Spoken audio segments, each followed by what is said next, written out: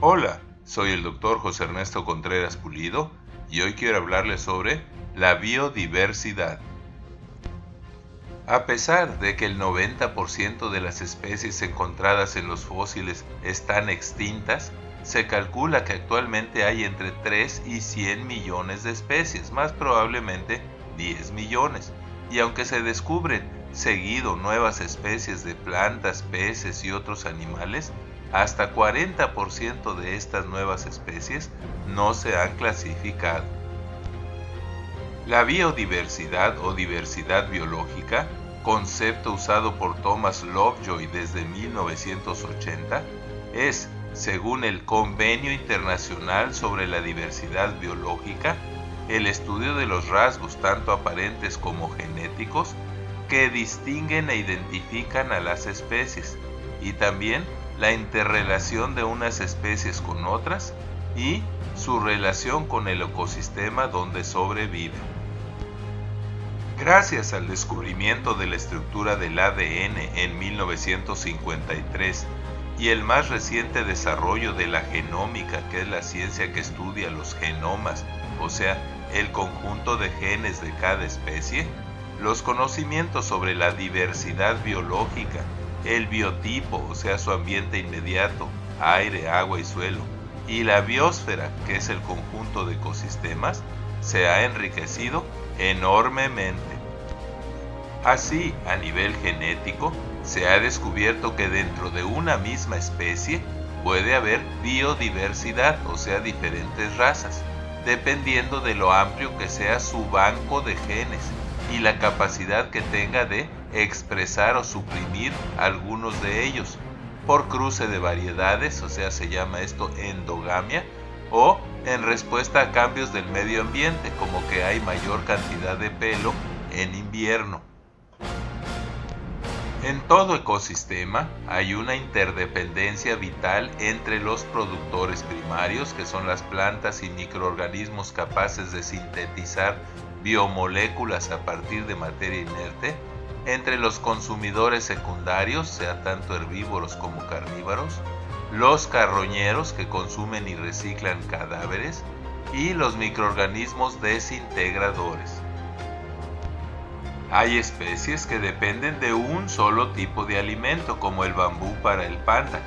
y otros animales que solo sobreviven en asociación estricta u opcional con otras especies, por ejemplo los saprófitos, que son aquellos que no dañan a su socio,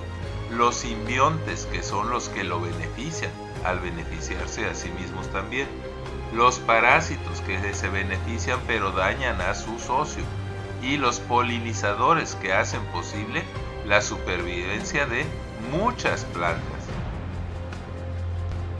Hay otras especies que en forma natural degradan toxinas y venenos, contribuyendo a la supervivencia de sus especies. La biodiversidad es más rica en los trópicos y menor cerca de los polos, y depende de factores climáticos como la altitud de las montañas, la profundidad del mar y la abundancia o escasez de luz, calor y oxígeno.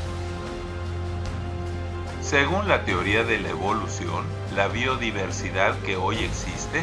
es el resultado de unos 4.000 millones de años, que es la supuesta edad de la Tierra, de evolución a partir del primer ser vivo de tipo bacteria, al que se le llama el ancestro común, que de acuerdo con la teoría del origen abiótico de la vida, o sea, la generación espontánea, se formó en un caldo por accidente. Según otra teoría, la del Big Bang, la materia se formó cuando la nada, sí, la nada, se comprimió a tal grado que explotó, y por casualidad formó neutrones, protones y electrones organizados perfectamente en átomos de helio e hidrógeno que sin control ni dirección formaron gradualmente los demás elementos de la tabla periódica, unos 95. Luego que tras trillones de intentos fallidos y en contra de la ley de probabilidades, se formaron moléculas, compuestos inorgánicos y por obra y gracia de la casualidad, las biomoléculas, o sea, moléculas propias de los seres vivos, que por sucesos al azar se organizaron formando el primer ADN, núcleo y organelos del primer ser vivo tipo bacteria. Aunque el origen de la vida y de este ancestro común no se puede datar con precisión, los evolucionistas sugieren que se inició muy temprano, unos 100 millones de años después de la formación de la Tierra, y que hasta hace aproximadamente 600 millones de años, toda la vida terrestre consistía en microorganismos como las bacterias. Luego, prácticamente de un día para otro, durante la llamada explosión cámbrica, en el primer estrato con fósiles multicelulares llamado el Cámbrico, aparecieron espontánea y simultáneamente representantes de todos los tipos básicos, o sea, filos, conocidos de plantas y animales, incluyendo los vertebrados, pues hay peces iguales a los actuales. Así, los evolucionistas dicen que en los subsecuentes 540 millones de años aparecieron y se extinguieron todas las demás especies conservadas en forma fosilizada en los demás estratos de la corteza terrestre, sin que jamás se hayan encontrado las formas transicionales entre una especie y otra, ni los eslabones perdidos necesarios para comprobar la evolución. Todo esto invalida la teoría de la evolución, pues la supervivencia de una especie sería imposible si las otras especies de su ecosistema evolucionaran, o sea, aparecieran gradualmente varios millones de años después que ella. La biodiversidad requiere que todas las plantas y animales interdependientes aparecieran maduras y simultáneamente. Además, los fósiles no muestran diferencias esenciales en la apariencia de una especie desde su primera aparición hasta su extinción o en sus representantes actualmente vivos. Es interesante mencionar que investigadores como Alroy y otros afirman que la biodiversidad moderna no difiere demasiado de la de hace supuestamente 300 millones de años, por ejemplo.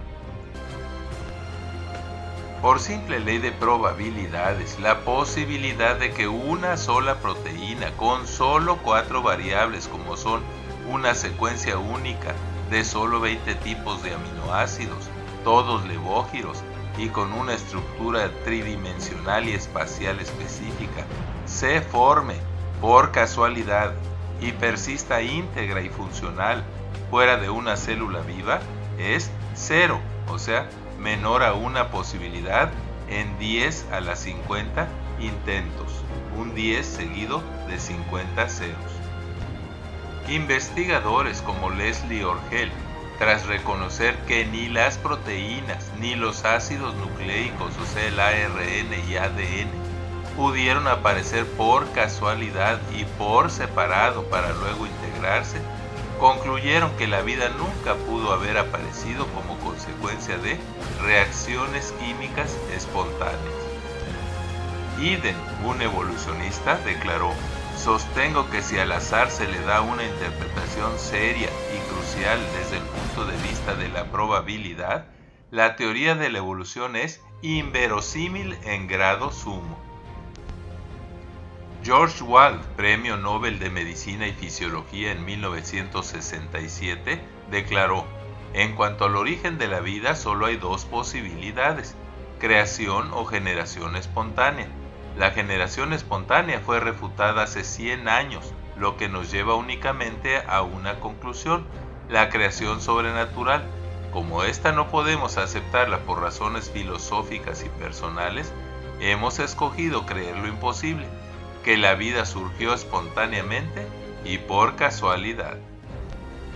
El que todos los seres vivos estén formados por células, tejidos, órganos y sistemas parecidos pero sumamente complicados y siguiendo patrones básicos muy similares como cabeza, tronco y extremidades, y aún así pertenezcan a especies muy diferentes, que eso es lo que es biodiversidad, es prueba de su origen por diseño inteligente. También, dado que la mayoría de las millones de especies conocidas son bisexuadas y con dimorfismo sexual, o sea que el cuerpo del macho es diferente al de la hembra, es realmente insostenible afirmar que el milagro de la aparición de una especie en sus dos versiones, macho y hembra, pudo suceder simultáneamente y por casualidad en el mismo momento histórico y en el mismo lugar geográfico. Que para identificar la biodiversidad se reconozca la presencia de características no indispensables como múltiples colores, formas, perfumes y texturas, o sea, belleza, y que casi siempre se identifica una estricta simetría en espejo entre la mitad derecha e izquierda de los organismos, es otra prueba inequívoca de diseño inteligente y no de casualidad. Las mutaciones accidentales o inducidas, lejos de provocar evolución, incremento favorable en el genoma y mejores especies, siempre provocan horribles defectos incompatibles con la vida o monstruosidades. Por todo esto y más, el Dr. Henry Morris, fundador del Instituto para la Investigación de la Creación, escribió: ante los conocimientos científicos actuales, que alguien siga creyendo en la evolución y fanáticamente, o sea, sin entender razones, la imponga dogmáticamente en las escuelas y centros de investigación, es algo realmente sorprendente. Pero ante tantas evidencias, cada vez más científicos hemos escogido creer que fue Dios quien creó todas las cosas. Muchas gracias por su atención y es mi deseo que Dios les siga bendiciendo ricamente. Amén.